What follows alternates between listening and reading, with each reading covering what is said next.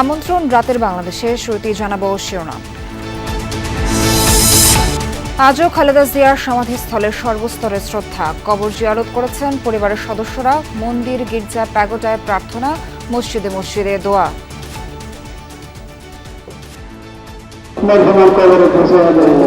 আল্লাহ তার কবরকে জান্নাতের বাগিচা বানিয়ে দেবেন। আত্মীয়-স্বজন, তার সন্তান সবাইকে ধৈর্য ধরার তৌফিক নসিব করেন।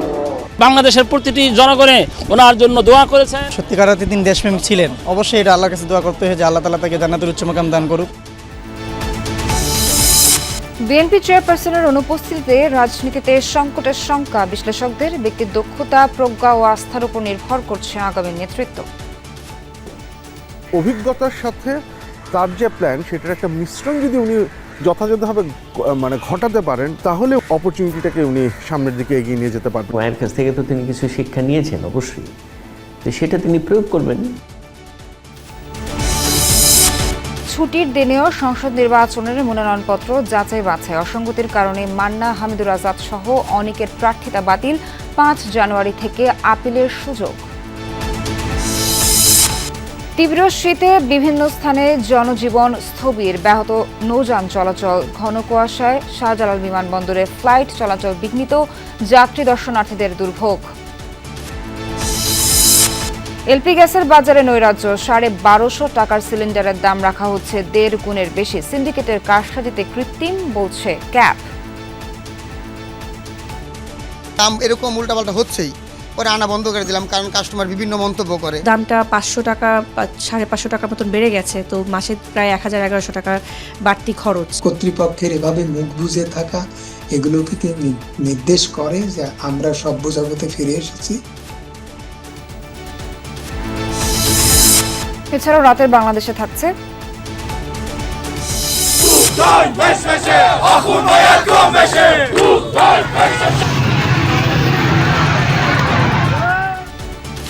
সরকার বিরোধী বিক্ষোভে উত্তাল ইরান, নিরাপত্তা বাহিনীর সাথে সংঘর্ষে একদিনই প্রাণ গেছে 7 জনের। আন্দোলনকারীদের সহায়তার ঘোষণা ট্রাম্পের।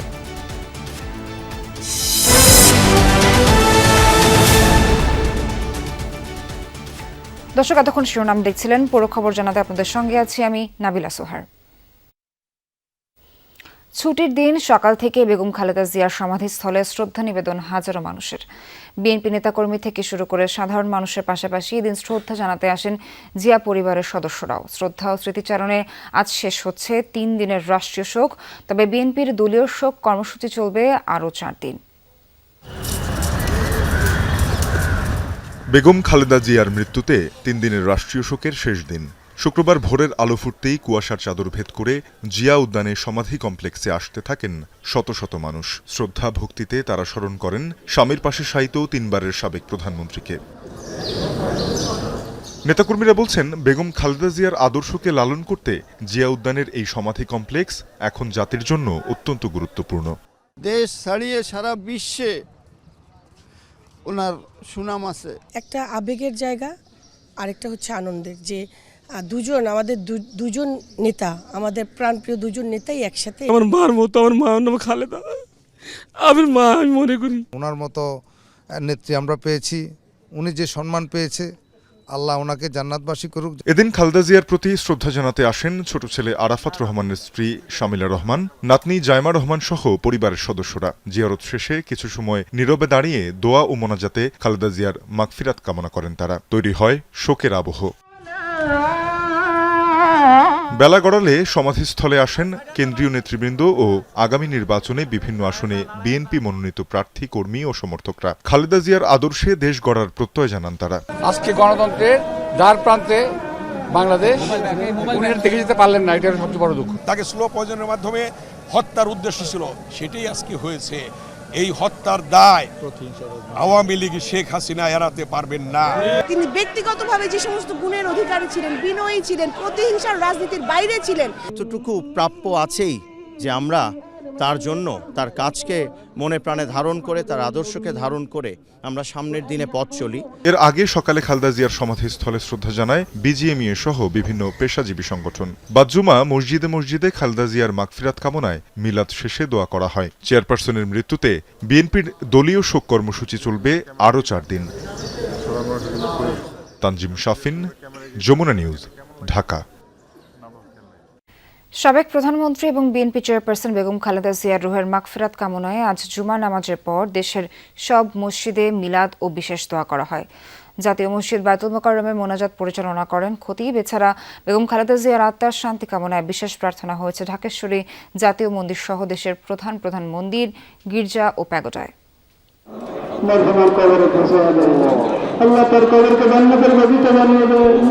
সাবেক প্রধানমন্ত্রী এবং বিএনপি চেয়ারপারসন বেগম খালেদা জিয়ার রুহের মাগফিরাত কামনায় দেশব্যাপী বিশেষ দোয়া ও মোনাজাতের আয়োজন করা হয়। বায়তুল মোকাররমেও ছিল আয়োজন, যা পরিচালনা করেন জাতীয় মসজিদটির খতিব। মুসল্লিরা জানান, খালেদা জিয়া দেশ ও মানুষের কল্যাণে সারা জীবন ছিলেন আপোষহীন। পরম করুণাময় আল্লাহ যেন তাকে বেহেশত নসিব করেন, এমনটাই ছিল তাদের দোয়ার ভাষা। শুধু বায়তুল মোকাররম নয়, ওনার মৃত্যু সংবাদ ছড়িয়ে পড়ার পরে পৃথিবীর আনাচে কানাচে বাংলাদেশের প্রতিটি জনগণে ওনার জন্য দোয়া করেছেন। উনি দেশের মানুষকে ভালো জানতো, ভালোবাসতো, তাই ওনার জন্য মানুষ অনেক কান্দাকাটি করছে, মানুষ অনেক আগে গেছে, মানুষ অনেক ওনার জন্য অনেক দোয়া করছে। তার ভালো গুণগুলো যেগুলো ছিল সেগুলো যেন আমরা গ্রহণ করতে পারি। যেহেতু সত্যিকার অর্থে তিনি দেশপ্রেমিক ছিলেন, অবশ্যই এটা আল্লাহর কাছে দোয়া করতে হয় যে আল্লাহ তাআলা তাকে জান্নাতুল উচ্চ মাকাম দান করুক। সকালে ঢাকেশ্বরী জাতীয় মন্দিরেও ছিল বিশেষ প্রার্থনার আয়োজন। 3 বারের সাবেক প্রধানমন্ত্রীর বিদেহী আত্মার শান্তি কামনা করা হয়। এ সময় খালেদা জিয়ার দীর্ঘ রাজনৈতিক সংগ্রামের কথা তুলে ধরেন বক্তারা। তিনি কখনো গণতান্ত্রিক ব্যবস্থার বাইরে কোনো শক্তির সাথে আপোষকামিতা করেন নাই।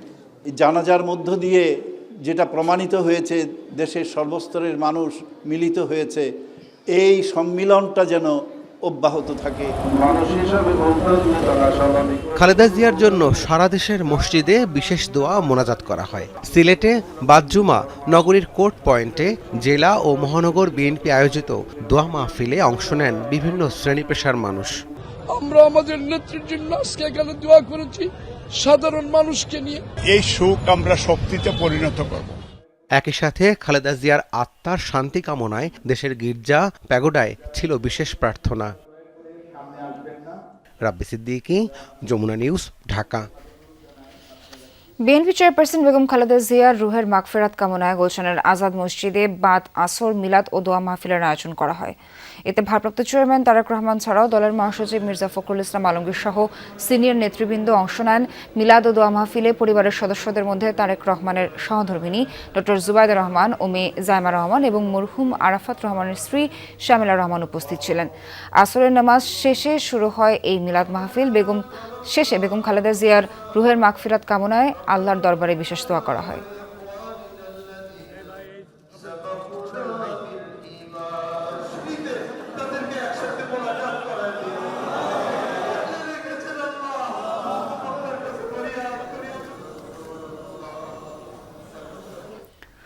বাংলাদেশের রাজনীতির নেতৃত্বের পালাবদল হয়েছে অনেক, তবে এবারের চিত্রটা একেবারেই ভিন্ন। দল হিসেবে বিএনপির সরকার পরিচালনার অভিজ্ঞতা থাকলেও খালেদা জিয়ার মৃত্যুর পর সরকার প্রধানের অভিজ্ঞতা শূন্য সব দল। বিশ্লেষকদের মতে খালেদা জিয়ার মতো নেতৃত্বের অনুপস্থিতি রাজনীতিতে সংকটের শঙ্কা তৈরি করেছে। আগামীতে যারাই দেশ ও দল পরিচালনায় যুক্ত হবেন তাদের স্মরণে রাখতে হবে বিগত রাজনৈতিক ইতিহাস, মোকাবেলা করতে হবে মানুষের আস্থা অর্জন, ব্যক্তির নেতৃত্ব এবং সুশাসন প্রতিষ্ঠার মতো চ্যালেঞ্জ। আহমেদ রেজা জানাচ্ছেন বিস্তারিত।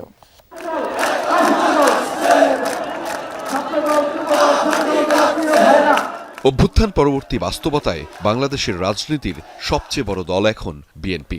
দলের প্রতিষ্ঠাতা জিয়াউর রহমানের মৃত্যুর পর যে দলের হাল ধরেছিলেন বেগম খালেদা জিয়া, বিরোধী দলে আর সরকারে নেতৃত্ব দেন 4 দশকের বেশি সময়। তার প্রস্থানের পর এই প্রথম সরকার প্রধানের অভিজ্ঞতা শূন্য বিএনপির নেতৃত্ব।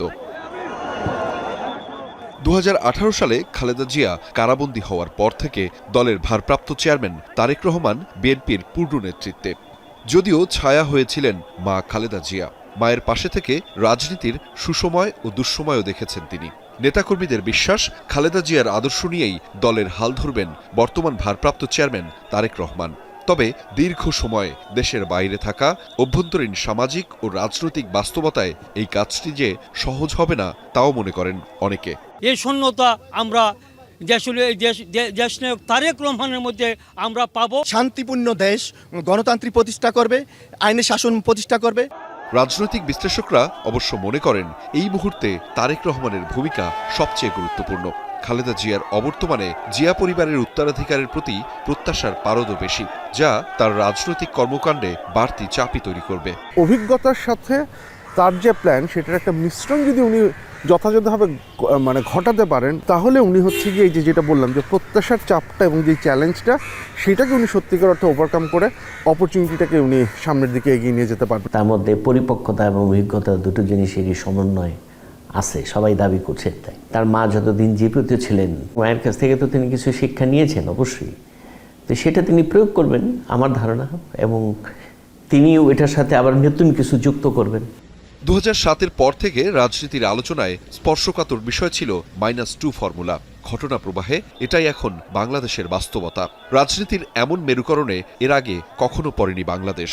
ফলে বর্তমান রাজনীতি হবে শূন্যস্থান পূরণের। ব্যক্তির দক্ষতা, প্রজ্ঞা, মেধা ও জনগণের আস্থার উপরেই নির্ভর করবে বাংলাদেশের আগামীর রাজনীতি ও সরকারের নেতৃত্ব, বলছেন বিশ্লেষকরা। নতুন যারা আসবেন নেতৃত্বে, তারা যে শূন্যস্থানটা তৈরি হচ্ছেন সেটার গুরুত্বটা তারা ঠিকঠাক মতো বুঝছেন কিনা, দেশের পলিটিক্সের যে পরিবর্তনটা হচ্ছে সেটা তারা ঠিকঠাক মতো বুঝতে পারছেন কিনা, এবং সেই অনুযায়ী তারা কাজ করতে পারছেন কিনা। তাদের যে জায়গাটা ছিল যে দে কুড ইউনাইট, সবাইকে এক জায়গায় রাখতে পারতেন, নাকি ইউনিটিটা ধরে রাখতে পারতেন, এই জায়গাটা খুব এখন মিস করবো আমরা। তবে সব ছাপিয়ে ভোটের রাজনীতিতে বেগম খালেদা জিয়ার দীর্ঘ রাজনৈতিক পথ চলার প্রভাব পড়বে বলে মনে করেন বিশ্লেষকরা। তারা বলছেন, কতটা বিচক্ষণতার সঙ্গে তার পূর্বসূরীদের অনুসরণ করতে পারে তার উপর নির্ভর করছে তারেক রহমানের রাজনৈতিক ভবিষ্যৎ। ভোটের রাজনীতি, নেতৃত্বের চ্যালেঞ্জ আর সুশাসন ব্যবস্থাপনা, আগামীতে যেই দলের কিংবা দেশের নেতৃত্বে আসুক না কেন তাকেই সামলাতে হবে এমন জটিল সমীকরণ। তবে বিশ্লেষক এবং সাধারণ মানুষের মতামত, ইতিবাচকভাবে সবাইকে একতাবদ্ধ করে কাজ করতে হবে দেশের জন্য দক্ষ নেতৃত্বের মাধ্যমে। আহমেদ রেজা, যমুনা নিউজ, ঢাকা। বেগম খালেদা জিয়ার মৃত্যু কোনো স্বাভাবিক ঘটনা নয়, বরং এটি একটি পরিকল্পিত হত্যাকাণ্ড, এমনটাই মন্তব্য করেছেন বিএনপির সিনিয়র যুগ্ম মহাসচিব রুহুল কবির রিজভী। তিনি বলেন, বেগম জিয়ার এভাবে চলে যাওয়ার দায় শেখ হাসিনার। শুক্রবার রাজধানীর ঢাকেশ্বরী মন্দিরে বাংলাদেশ পূজা উদযাপন ফ্রন্টের উদ্যোগে বিএনপির চেয়ারপারসন বেগম খালেদা জিয়ার আত্মার শান্তি কামনায় প্রার্থনা অনুষ্ঠানে তিনি কথা বলেন। অভিযোগ করেন, তৎকালীন সরকারের প্রত্যক্ষ অবহেলা ও নির্যাতনের মাধ্যমে তাকে ধীরে ধীরে মৃত্যুর দিকে ঠেলে দেওয়া হয়েছে। বেগম জিয়ার আত্মার শান্তি কামনা করে রিজভী বলেন, তিনি কোটি মানুষের হৃদয়ে চিরস্থায়ী জায়গা করে নিয়েছেন, যা কেউ কখনো মুছে ফেলতে পারবে না। শোকসভায় পূজা উদযাপন ফ্রন্টের বিভিন্ন পর্যায়ের নেতাকর্মী ও সাধারণ মানুষ উপস্থিত ছিলেন। এটি একটি পরিকল্পিত হত্যাকাণ্ড। দেশের নেত্রী বেগম খালেদা জিয়ার এই মৃত্যু, তাকে মৃত্যুর দিকে ঠেলে দেওয়া হয়েছে চক্রান্ত করে, ষড়যন্ত্র। উনি মারা গেছেন, কিন্তু এই অর্জনটুকু রেখে গেছেন। কোটি কোটি মানুষের হৃদয়ে তিনি চিরস্থায়ীভাবে বাসা বেঁধে গেছেন। ছুটির দিনেও সারা দেশে হয়েছে ত্রয়োদশ জাতীয় সংসদ নির্বাচনের প্রার্থীদের মনোনয়নপত্র যাচাই বাছাই। এ পর্যন্ত বাতিল হয়েছে বগুড়া 2 আসনে নাগরিক ঐক্যের সভাপতি মাহমুদুর রহমান মান্না এবং কক্সবাজার 2 আসনে জামায়াতের সহকারী সেক্রেটারি জেনারেল হামিদুর রহমান আজাদের প্রার্থিতা। তবে তারা আপিল করতে পারবেন। শুক্রবার সাপ্তাহিক ছুটির দিন রংপুরে জেলা প্রশাসকের সম্মেলন কক্ষে সকাল 10:30 থেকে শুরু হয় মনোনয়নপত্র যাচাই বাছাই। এ সময় এনসিপির সদস্য সচিব ও নেতাকর্মীরা জাতীয় পার্টিকে নির্বাচনে অযোগ্য ঘোষণার দাবি জানান। এতে উভয় পক্ষের মধ্যে বেশ কিছুক্ষণ চলে হট্টগোল। আমরা মৌখিকভাবে আমাদের আপত্তি জানিয়ে রেখেছি, যদি আইনগত জায়গা থেকে এবং লিখিতভাবে আপত্তি জানানোর সুযোগের ব্যাপারে আমাদের কাছে কোনো ধরনের সুযোগ উপস্থিত হয়, আমরা অবশ্যই আমাদের পক্ষ থেকে ফরমালি সে সময়টাতে আপত্তি উত্থাপন করব। এটা নিয়ে আমরা কোনো শঙ্কিত নই। আমরা মাঠে মানুষের ভোট প্রার্থনা করতেছি। ভোট দিয়ে যদি আমাদেরকে নির্বাচিত করে নিয়ে আসে, সেটাই আমাদের হবে সুচিন্তিত বিজয়। যদিও উভয়ের মনোনয়নপত্র বৈধ ঘোষণা করেন রিটার্নিং কর্মকর্তা। 1% ভোটারের স্বাক্ষরে গরমিল, হোল্ডিং ট্যাক্স ও টেলিফোন বিলের বকেয়া পরিশোধ না করায় রংপুর 3 আসনের 3 জনের প্রার্থিতা বাতিল হয়। বৈধ ঘোষণা করা হয় 7 প্রার্থীর মনোনয়নপত্র। 3 জন প্রার্থীর মনোনয়ন বাতিল হয়েছে এবং 7 জন প্রার্থীর মনোনয়নপত্র বৈধ বলে বিবেচিত হয়েছে। আবারও হোঁচট খেয়েছেন নাগরিক ঐক্যের সভাপতি মাহমুদুর রহমান মান্না। বগুড়া 2 আসনে হলফনামায় স্বাক্ষর ও তারিখে গরমিল থাকায় বাতিল করা হয় তার মনোনয়ন।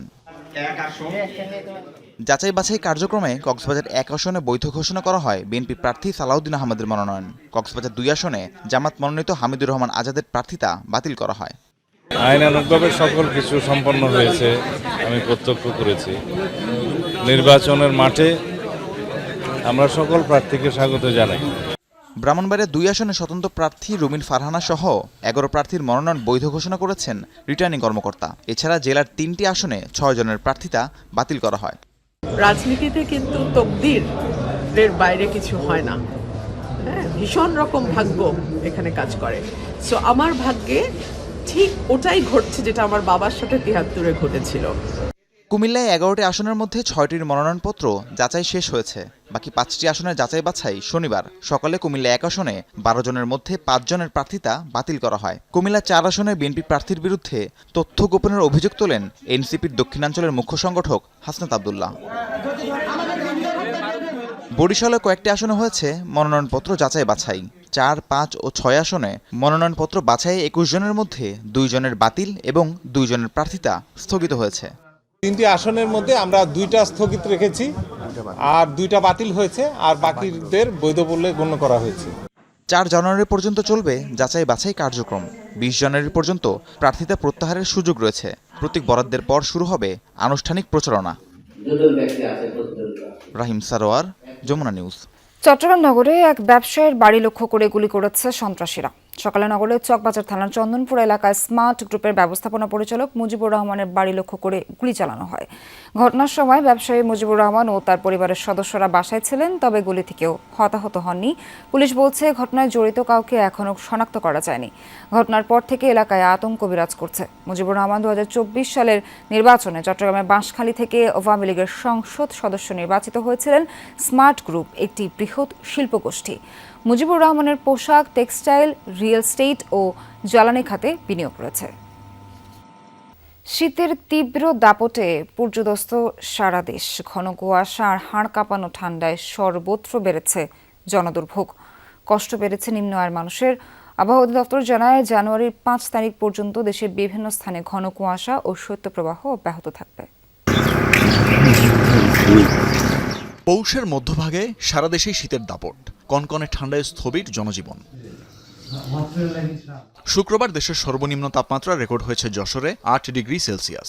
ভোর থেকে ছিল ঘন কুয়াশা। ঠান্ডা যে এত প্রচুর ঠান্ডার জন্য বাড়ির তো বাইরে ওয়ান যাইতেছে না। যে পরিমাণ ঠান্ডা তাতে আমরা রাস্তাঘাটে বেরোতে পারছি না। শীত লাগে, ঘুমাতে পারি না, মানে শরীর কাঁপে, অনেক কষ্ট।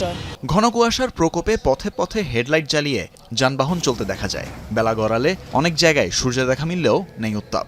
তীব্র শীতে জরুরি প্রয়োজন ছাড়া বের হচ্ছে না মানুষ, বিপাকে খেটে খাওয়া মানুষ। 15 থেকে 20 বছর যাবত আমি ঢাকায় থাকি, তো আসলে এই শীতটা আমি আমার যদি প্রিভিয়াস এক্সপিরিয়েন্স থেকে বলি, আসলে এরকম শীত আমরা আগে এক্সপিরিয়েন্স করি নাই। কুয়াশায় দেখা যায় না, কিছু অন্ধকার হয়ে রয়েছে, যাত্রী পাওয়া যায় না। গত 1 সপ্তাহ ধরে যে শীত পড়ছে, কাম কাজ করা খুব অসুবিধা হইতেছে। কাম কাজ করানো যায় না, ঘর থেকে বাইরে যায় না। গরম কাপড়ের অভাবে কষ্টে দিন কাটছে দরিদ্র ও ছিন্নমূল মানুষের। সরকারি ও বেসরকারি উদ্যোগে শীতবস্ত্র বিতরণ করা হলেও তা অপর্যাপ্ত। শীতের সাথে পাল্লা দিয়ে বাড়ছে ঠান্ডাজনিত রোগের প্রকোপ। আক্রান্তদের বেশিরভাগই শিশু ও বয়স্ক। দিনের বেলা হালকাটা মোটামুটি পাওয়া যায়, এতটা পাওয়া যায় না, রাতে প্রচন্ড ঠান্ডা হয়। এদিকে আবহাওয়া অধিদপ্তর দ্রুতই শীতের প্রকোপ কমার কোনো সুসংবাদ দিতে পারেনি। আগামী আরও 2 দিন ঘন কুয়াশা থাকবে। সর্বনিম্ন এবং সর্বোচ্চ তাপমাত্রাটা বেড়ে যাবে, কিন্তু আমাদের ফিল্ড তাপমাত্রাটা তুলনামূলক কম থাকবে এবং 5 তারিখ পর্যন্ত এই অবস্থাটা অব্যাহত থাকবে এবং 6 তারিখ থেকে দিন এবং রাতের তাপমাত্রাটা আরও কমে আসবে এবং এটা আগামী 1 সপ্তাহ পর্যন্ত এই অবস্থাটা বিরাজ করবে। আবহাওয়া অধিদপ্তর জানায়, জানুয়ারির প্রথমার্ধে তীব্র থেকে মাঝারি শৈত্যপ্রবাহের সম্ভাবনা আছে, আর শেষার্ধে থাকছে মৃদু থেকে মাঝারি শৈত্যপ্রবাহের সম্ভাবনা। তানফির মৌসুম, যমুনা নিউজ, ঢাকা। ঘন কুয়াশায় ফ্লাইট স্কেজুয়াল বিপর্যয় হয়েছে হযরত শাহজালাল আন্তর্জাতিক বিমানবন্দরে। বৃহস্পতিবার মধ্যরাত থেকে বিভিন্ন গন্তব্য থেকে ঢাকা মুখোমুখি অন্তত 9টি ফ্লাইটকে অন্যত্র পাঠানো হয়েছে। এ নিয়ে ভোগান্তিতে পড়েছে হাজারো মানুষ। ঘণ্টার পর ঘণ্টা অপেক্ষা করেও স্বজনদের দেখা না মেলায় ক্ষোভ জানান তারা। শত শত মানুষ আগমনে টার্মিনালে প্রিয়জনকে গ্রহণ করতে ঘন্টার পর ঘন্টা অপেক্ষা। ঘন কুয়াশার সঙ্গে হাড় কাঁপানো কনকনে বাতাস। রাত পেরিয়ে সকাল আর সকাল গড়িয়ে দুপুর, তবুও স্বজনকে বহনকারী বিমানের দেখা নেই। সংশ্লিষ্ট কর্তৃপক্ষ জানায়, ঘন কুয়াশার কারণে বৃহস্পতিবার মধ্যরাত থেকে বেশ কয়েকটি ফ্লাইট অবতরণ করতে পারেনি হযরত শাহজালাল আন্তর্জাতিক বিমানবন্দরে, যার মধ্যে 4টি ফ্লাইট চট্টগ্রামে, 4টি কলকাতা ও একটি ফ্লাইটকে পাঠানো হয় ব্যাংককে। আবহাওয়ার অবস্থা বেশি খারাপ হওয়ার কারণে তারা নাকি আমার যে যাত্রী যে বিমানে আসছিল সেই বিমানটা নাকি চট্টগ্রামে গিয়ে ল্যান্ড করেছে। এমন তো কখনো দেখিনি, আজকে কেন এরকম হয়ে গেল? আমার কথা ছিল রাতে 3টা বাজে, সে ফ্লাইট এখনো নামে নাই। সকাল 9টার পর বিমানে ওঠানামা স্বাভাবিক হয়, কিন্তু একই সময় কয়েকটি ফ্লাইট অবতরণ করায় সৃষ্টি হয় জটলা। একদিকে অনেক যাত্রীর আগমন, অন্যদিকে অপেক্ষমান স্বজনদের ভিড় সামলাতে বিমানবন্দরের নিরাপত্তা কর্মীরা হিমশিম খান। শৃঙ্খলা নাই, শৃঙ্খলা যদি থাকতো তাহলে বিমানকে বাংলাদেশের বিমান আবার ইন্ডিয়া যেত ফেরত। যে গাড়ির অবস্থা মানে পার্কিংয়ের কোনো লাইন নাই, এই মেইন রোডের মাঝে রাইকে তারপর আইছে। ফ্লাইট শিডিউল বিপর্যয়ের কারণে গাড়ি জটের সৃষ্টি হয় পুরো বিমানবন্দর এলাকায়। দুপুরের পর ধীরে ধীরে স্বাভাবিক হয় সবকিছু। রিয়াজ রায়হান, যমুনা নিউজ, ঢাকা। 6 জেলায় সড়ক দুর্ঘটনায় প্রাণ গেছে 8 জনের, আহত হয়েছেন বেশ কয়েকজন। সকালে গাইবান্ধার পলাশবাড়িতে কাজী লাইন পরিবহনের একটি বাস নিয়ন্ত্রণ হারিয়ে সিমেন্ট বোঝাই ট্রাকের পেছনে ধাক্কা দেয়। এতে ঘটনাস্থলেই মারা যান বাসের হেলপার ও এক যাত্রী। আহত 10 জনকে উদ্ধার করে নেওয়া হয় হাসপাতালে। মানিকগঞ্জের সিঙ্গার হেমায়েতপুর আঞ্চলিক সড়কের গ্যারাদিয়া এলাকায় মাইক্রোবাস ও মোটরসাইকেলের মুখোমুখি সংঘর্ষে নিহত হয়েছেন 2 শিক্ষার্থী। পুলিশ জানায়, আশুলিয়া থেকে মোটরসাইকেলে 12 থেকে 15 জনের দল খেজুরের রস পান করতে সিঙ্গার যায়, ফেরার পথে দুর্ঘটনা ঘটে। এছাড়া শরীয়তপুর, পটুয়াখালী, নাটোর ও ময়মনসিংহে সড়ক দুর্ঘটনায় প্রাণ গেছে আরও 4 জনের। এদিকে ঘন কুয়াশায় সকালে মাদারীপুরের শিবচরে ঢাকা ভাঙ্গা এক্সপ্রেসওয়েতে বাস, পিকআপ ও কাভার্ড ভ্যানের সংঘর্ষে অন্তত 10 জন আহত হয়েছেন। পুলিশ জানায়, খুলনা থেকে ঢাকামুখী টুঙ্গিপাড়া এক্সপ্রেসের একটি বাস বন্দরখোলা এলাকায় পৌঁছালে সামনে থাকা একটি ঔষধবাহী কাভার্ড ভ্যানকে ধাক্কা দেয়। একই সময় পেছনে থাকা আরেকটি পিকআপ ধাক্কা দেয় দুর্ঘটনা কবলিত বাসটিকে। এতে বাসে থাকা অন্তত 10 জন যাত্রী আহত হন। এছাড়া ঘন কুয়াশার মধ্যে মুন্সিগঞ্জের ঢাকা মাওয়া এক্সপ্রেসওয়েতে গতরাত থেকে ভোর পর্যন্ত 3টি স্থানে দুর্ঘটনায় আহত হয়েছেন অন্তত 20 জন। ফায়ার সার্ভিস জানায়, গতরাতে বেজগাঁও বাস স্ট্যান্ডে দাঁড়িয়ে থাকা বাসকে ধাক্কা দেয় আরেকটি গাড়ি। রাত 1টায় ছনবাড়ি ব্রিজের ওপর দাঁড়িয়ে থাকা ট্রাকে পেছন থেকে বাস ধাক্কা দেয়। এদিকে ভোরে দোগাছিতে ট্রাকের পেছনে ধাক্কা দেয় একটি কাভার্ড ভ্যান। ঘন কুয়াশার কারণে পৃথক 3টি স্থানে ঢাকা মাওয়া এক্সপ্রেসওয়েতে 3টি পৃথক দুর্ঘটনা ঘটে। দুর্ঘটনায় বেশ কয়েকজন আহত হয়। হঠাৎ করে অস্থির এলপিজির বাজার। 1200 টাকার গ্যাস সিলিন্ডার বিক্রি হচ্ছে 1.5 গুণের বেশি দামে। কারণ হিসেবে সরবরাহ সংকটের কথা বলছেন ব্যবসায়ীরা। বিশ্ববাজারে জাহাজ সংকটে আমদানিতে প্রভাবের কথা বলছে কোম্পানিগুলো। যদিও এমন দর বৃদ্ধিকে অযৌক্তিকই বলছে consumer association of Bangladesh, cab. অভিযোগ, সরকারি নিষ্ক্রিয়তার সুযোগে বাজার অস্থিতিশীল করছে সিন্ডিকেট। মিরপুরের বাসিন্দা শাবনুর আক্তার কলি গেল মাসের শুরুতেও 12 কেজির এলপি গ্যাস সিলিন্ডার কিনেছিলেন 1450 টাকায়। নতুন বছর শুরুতে সেই একই সিলিন্ডার কিনতে গিয়ে চক্ষু চরক গাছ। সংকটের অজুহাতে দাম হাঁকা হচ্ছে 2000 টাকা। একে তো বলছে সিলিন্ডার নাই, তারপর 2000 টাকা দাম। তো আমাদের যেমন বড় পরিবার, আমাদের মাসে 2টো করে সিলিন্ডার লাগে। যেহেতু দামটা 500 টাকা 550 টাকার মতন বেড়ে গেছে, তো মাসে প্রায় 1000-1100 টাকার বাড়তি খরচ। তো আমাদের মতন চাকরিজীবী পরিবারে 1000 টাকা বাড়তি খরচ দেওয়াটা খুবই মুশকিল। নগরবাসীর দুশ্চিন্তার তালিকায় নতুন নাম এখন এলপিজির দাম। বাংলাদেশ এনার্জি রেগুলেটরি কমিশন বিইআরসির নির্ধারিত দামে 12 কেজির একটি সিলিন্ডার হওয়ার কথা 1253 টাকা। অথচ সেই দামে মিলছে না কোথাও। স্থানভেদে বিকোচ্ছে 1800 থেকে 2100 টাকা পর্যন্ত। দেশে এলপিজির 80% ব্যবহার হয় গৃহস্থালির কাজে। তাই হুট করে সিলিন্ডার প্রতি 5 থেকে 800 টাকা বৃদ্ধিতে বিপাকে সাধারণ মানুষ। যে বোতলটা এই মাসে পহেলা জ্বালাইছি ওইটা কিনছিলাম 1300, পরে গত সপ্তাহে যেটা নিয়েছি ওইটা নিয়েছিলাম 1500। আজকে গ্যাসই পাই না। বাইরে থেকে বোতল নিয়ে আমার বাইরে থেকে আমার আনা লাগতেছে এখন বেশি দাম দিয়ে। 2000 টাকা গ্যাস চাচ্ছে আমার কাছে এখন।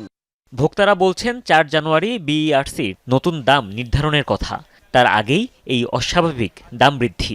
ডিস্ট্রিবিউটরদের দাবি কোম্পানি থেকে বাড়ানো হয়েছে দাম, তার উপর চাহিদা মাফিক সিলিন্ডার পাওয়া যাচ্ছে না। কোম্পানি থেকে কিছুটা বাড়াইছে, ধরেন আগে এই রানিং মাসে 3বার দাম বাড়াইছে। গ্যাস তো দেয়ই না, ওনারা কিছু পায় মনে হয় ওনারাই বেশি দামে বিক্রি করে, রাস্তায় বেশি দামে বিক্রি করে দিয়ে দেয়।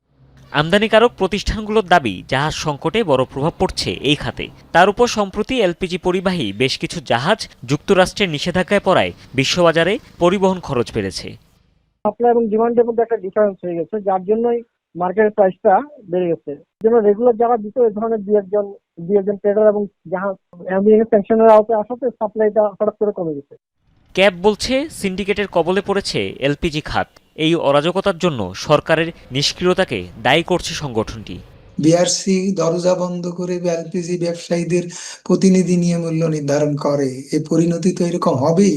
আজকে তেলের মূল্য এভাবে নির্ধারণ করা, আইনানুগ কর্তৃপক্ষের এভাবে মুখ বুজে থাকা, এগুলো কি নির্দেশ করে যে আমরা সভ্য জগতে ফিরে এসেছি? এলপিজি ব্যবসায়ীদের তথ্য মতে প্রতি মাসে গড়ে 1,30,000 টন এলপিজি আমদানি করা হয়। হুমায়ুন রশিদ, যমুনা নিউজ, ঢাকা।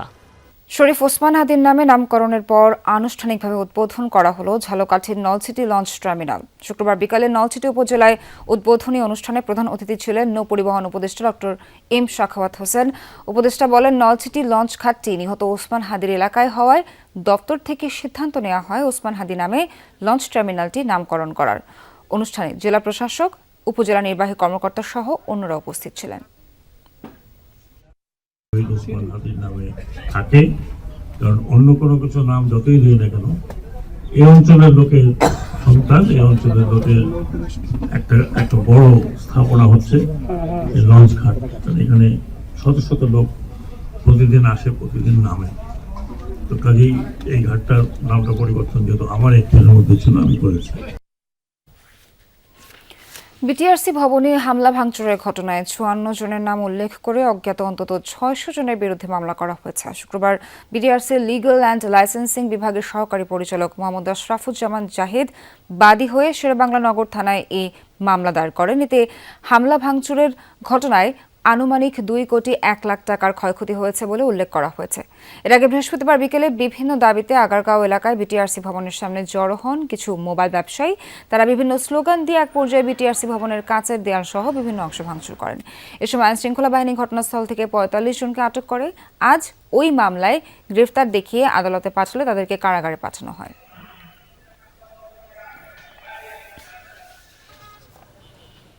রাজধানী মিরপুরে 4 স্টার গ্রুপের অন্যতম সহযোগী 3 শীর্ষ সন্ত্রাসীকে অস্ত্র ও গুলি সহ গ্রেফতার করেছে র্যাব। গ্রেফতারকৃতরা হলেন ফাজুর রহমান ওরফে ডন মুক্তি, শারিক আহমেদ সুমন ওরফে হকি সুমন, মোস্তফা কামাল বাপ্পি ওরফে শুটার বাপ্পি। দুপুরে র্যাব 4-এর সদর দপ্তরে সংবাদ সম্মেলনে সংস্থাটি জানায়, গ্রেফতারকৃতরা মিরপুর এলাকায় নিয়মিত চাঁদাবাজি ও সন্ত্রাসী কর্মকাণ্ড চালাচ্ছিল। গতরাতে বেড়িবাঁধ এলাকায় চাঁদার জন্য সংগঠিত হয়েছিল তারা, সেখানে অভিযান চালিয়ে তাদের গ্রেফতার করা হয়। সবাই 4 স্টার গ্রুপের সদস্য। নির্বাচনের আগে অস্থিতিশীল পরিস্থিতি তৈরির পরিকল্পনাও ছিল তাদের।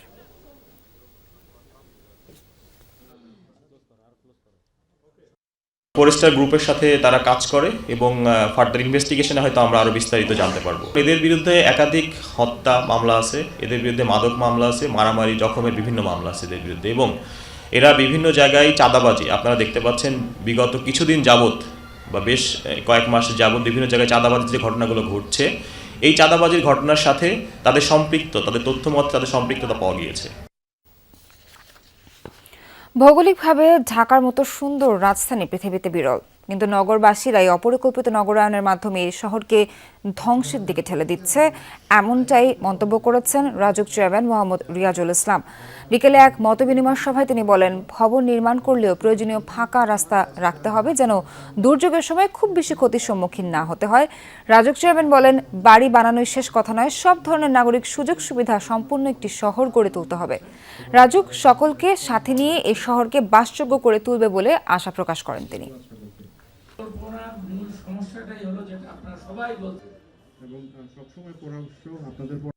বাড়ি করাটাই শেষ কথা না, শেষ কথা হলো এখানে বাস করতে হবে, এখানে আমার ছেলেমেয়েরা যেন স্বাস্থ্যগত সুবিধাটা পায়, আলো বাতাস পায়, আমার আগুন ধরলে যেন আমি আমার এখানে একটা ফায়ার ব্রিগেডের গাড়ি আসে, অসুস্থ হলে যেন একটা অ্যাম্বুলেন্স আসে, তাই না? এই জিনিসগুলো কিন্তু আমাদেরকে নিশ্চিত করতে হবে। 21 পদকপ্রাপ্ত ছড়াকার শুকুর বড়ুয়া মারা গেছেন। ভোরে চট্টগ্রামের গহিরায় জেকে মেমোরিয়াল হাসপাতালে তিনি শেষ নিঃশ্বাস ত্যাগ করেন। মৃত্যুর সময় তার বয়স হয়েছিল 88 বছর। ভাষা ও সাহিত্যে বিশেষ অবদানের স্বীকৃতি হিসেবে 2017 সালে তাকে 21 পদকে ভূষিত করে সরকার। ঘরে তাকে থরে থরে সাজানো সুকুমার বড়ুয়ার বই। তিনি আজ নেই, কিন্তু তার লেখা বই হাতে নিয়ে স্মৃতি হাতড়ে বেড়াচ্ছেন তার মেয়ে। জন্মস্থান তো এটা বাবার বাস্তবিকা। বাবা তখন বিনাজুরি আসতে যাচ্ছে দেখে বাবাকে নিয়ে আসা হচ্ছিল অ্যাম্বুলেন্সে করে। আজকে ভোর 6:55 বাবা আমাদেরকে ছেড়ে চলে গেল আর কি। শুক্রবার সকালে বাংলা একাডেমি ও 21 পদকপ্রাপ্ত ছড়াকার সুকুমার বড়ুয়া রাউজানের গহিরায় শেষ নিঃশ্বাস ত্যাগ করেন। তার প্রয়াণে শোকাহত পরিবার ও স্বজনরা।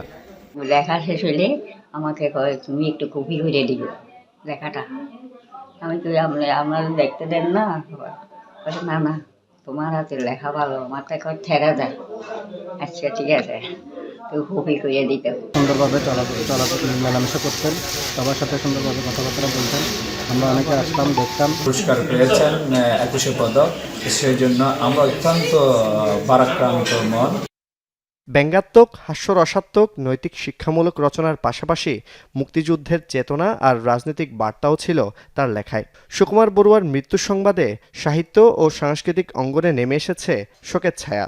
সাধারণ জীবন থেকে উঠে এসে একটা অসাধারণ জীবন তৈরি করা একজন ছড়াকারের পক্ষে, এবং কতটুকু কঠোর তার ব্রত থাকলে এইরকম ছড়াগুলো লিখতে পারেন, এবং এই ছড়ার মাধ্যমে তিনি মৃত্যুঞ্জয়ী হয়েছেন। তার মতো মানুষের হাত দিয়ে অসংখ্য ছড়া রচিত হয়েছে, যেগুলো সমাজের অনিয়ম, অসঙ্গতি, দুর্নীতি তিনি তুলে ধরেছেন। আমাদের ধর্মীয় জীবন এবং চট্টগ্রামের আঞ্চলিক ছড়াতেও তিনি অনন্য অবদান রেখেছেন।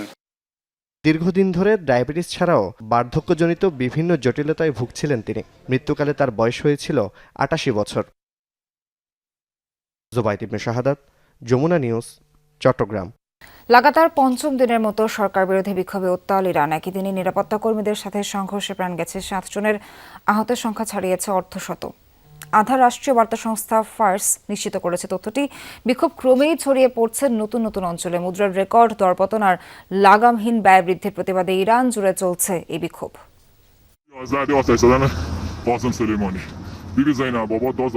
পড়ছে জনপ্রিয় ইরানি জেনারেল কাশেম সোলাইমানির ভাস্কর্য। তার মৃত্যুবার্ষিকীতেই খুজেস্তান প্রদেশের এই প্রতীকীতে আগুন দেয় বিক্ষোভকারীরা। বৃহস্পতিবার পঞ্চম দিনে প্রবেশ করে ইরানের সরকার বিরোধী বিক্ষোভ। এদিন নতুন নতুন প্রদেশ ও শহরেও ছড়ায় আন্দোলন। ধর্মীয় গুরুত্বপূর্ণ শহর কোম ছাড়াও বিক্ষোভ পৌঁছেছে মাজান্দারান, খুজেস্তান, হামাদান ও ফার্স সহ একাধিক অঞ্চলে। বেশ কয়েকটি শিয়া স্থাপনায় করা হয় অগ্নিসংযোগ। অন্তত 5 শহরে বিক্ষোভকারীদের ওপর গুলি চালায় বিপ্লবী গার্ডের অধীনে থাকা আধা সামরিক বাহিনী, যাতে ক্ষোভ ছড়ায় কয়েক গুণ। দেয়ালে দেয়ালে খামেনি বিরোধী স্লোগান লিখে শিক্ষার্থীরা জানায় প্রতিবাদ। রাজতন্ত্র পুনঃপ্রতিষ্ঠার দাবিও তোলেন আন্দোলনকারীরা। এদিকে আলোচনায় বসার আহ্বান জানালেও সরকারের সেই প্রস্তাবকে প্রত্যাখ্যান করেছে বিক্ষোভকারীরা। চরম মূল্যস্ফীতি এবং লাগামহীন ব্যয় বৃদ্ধির প্রতিবাদে রোববার শুরু হওয়া ব্যবসায়ীদের এই বিক্ষোভ কর্মসূচি ছড়িয়ে পড়েছে ইরানে, যাতে যোগ দিয়েছে ছাত্র জনতা। অনিক রহমান, যমুনা নিউজ। এবার ইরানের সরকার বিরোধী বিক্ষোভকারীদের সরাসরি সহায়তার ঘোষণা দিলেন মার্কিন প্রেসিডেন্ট ডোনাল্ড ট্রাম্প। সামাজিক মাধ্যম ট্রুথ সোশ্যালে দেয়া এক পোস্টে এ ঘোষণা দেন তিনি। বলেন, ইরান সরকার যদি পুরনো নীতি অনুসরণ করে শান্তিপূর্ণ বিক্ষোভকারীদের উপর গুলি চালায় এবং সহিংসভাবে হত্যা করে, তবে যুক্তরাষ্ট্র তাদের উদ্ধারে এগিয়ে আসবে। বিক্ষোভকারীদের সহায়তায় পুরোপুরি প্রস্তুত রয়েছে যুক্তরাষ্ট্র, এমন দাবিও করেন তিনি। বিগত 5 দিন ধরে চলা বিক্ষোভে ইসরায়েল ও পশ্চিমাদের বিরুদ্ধে ইন্ধনের অভিযোগ করে আসছে তেহরান। বিপিএলের দ্বিতীয় ম্যাচে সিলেট টাইটান্সকে 6 উইকেটে হারিয়েছে রংপুর রাইডার্স। 145 রানের লক্ষ্যে ব্যাট করতে নেমে মাহমুদুল্লাহর অপরাজিত 34 রানে 7 বল আগেই জয় পায় রংপুর। টস হেরে ব্যাট করতে নেমে শুরুতেই সাইম আইয়ুবকে হারায় সিলেট। ব্যাট হাতে ব্যর্থ হন অধিনায়ক মেহেদী মিরাজ।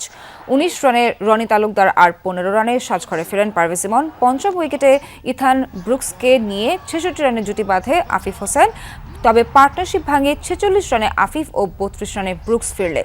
নির্ধারিত ওভার শেষে 8 উইকেট হারিয়ে 144 রানের সংগ্রহ পায় সিলেট। জবাবে ব্যাট করতে নেমে 19 রানে মালান ও 35 রানে আউট হন লিটন দাস। ক্যাচ আউটের ফাঁদে পড়েন 31 রান করা কাইল মায়ার্স। এরপর দুই অপরাজিত ব্যাটার মাহমুদুল্লাহর 34 ও খুশদিল শাহর 19 রানের সহজ জয় পায় রংপুর। এদিকে আবারও হারল ঢাকা ক্যাপিটালস। বিপিএল এর দিনের প্রথম ম্যাচে 10 উইকেটের বড় ব্যবধানে ঢাকাকে হারিয়েছে চট্টগ্রাম রয়্যালস। শরীফুল তানভীর ও শেখ মেহেদীর বোলিং তোপে 122 রানে অল আউট হয় ঢাকা। জবাবে দুই ওপেনারের 50-তে বড় জয় পায় চট্টগ্রাম। টস হেরে আগে ব্যাট করতে নেমে শুরু থেকে উইকেট হারাতে থাকে ঢাকা। চট্টগ্রাম পিসে শরীফুল ফেরান দুই ওপেনার সাইফ ও জুবাইদকে। এরপর তানভীরের স্পিনে কাটা পড়েন উসমান খান ও মোহাম্মদ মিঠুন। জোড়া উইকেট শিকারের মিছিলে অধিনায়ক শেখ মেহেদী যোগ দিয়ে মিঠুন ও সাব্বির রুমানকে ফেরালে 55 রানে 6 উইকেট হারিয়ে বিপাকে পড়ে ঢাকা। লোয়ার অর্ডারে নাসিরের 17 আর সাইফুদ্দিনের 33 রানে ঝোড়ো ইনিংসে 122 রানে অল আউট হয় ঢাকা। ছোট স্কোর তাড়া করতে নেমে ওপেনার রসিংটনের 36 বলে 60 আর নাইম শেখের 40 বলে 54 রানে অপরাজিত হন ইনিংসে। 44 বল আর 10 উইকেট হাতে রেখে জয় ছিনিয়ে নেয় চট্টগ্রাম। টানা ড্রয়ের বৃত্তে মোহামেডান। রহমতগঞ্জ আরামবাগের পর আজ ব্রাদার্স ইউনিয়নের বিপক্ষেও টানা ড্র করেছে সাদা কালো জার্সিধারীরা। সাবেক প্রধানমন্ত্রী বেগম খালেদা জিয়ার মৃত্যুতে ম্যাচ শুরুর সময় 1 মিনিট নীরবতা পালন করেন ফুটবলাররা। শুরুর পুরো ম্যাচে নিজেদের হোম ভেন্যুতে কোনো গোল করতে পারেনি ব্রাদার্স। সেই সাথে লিগের বর্তমান চ্যাম্পিয়ন মোহামেডানও পায়নি গোলের দেখা। চ্যাম্পিয়নদের প্রাণভোমরা উজবেক ফুটবলার মুজাফরভ ছিলেন না এই ম্যাচে, ফলে আক্রমণের অভাব ছিল স্পষ্ট। তবে মৌসুমের বাকি ম্যাচগুলোতেও তার সার্ভিস পাচ্ছে না মোহামেডান। এদিকে 9 ম্যাচ শেষে প্রথম লেগে তাদের পয়েন্ট মাত্র 10। শেষ করছি রাতের বাংলাদেশের আজকের আয়োজন। সঙ্গে থাকার জন্য ধন্যবাদ সবাই।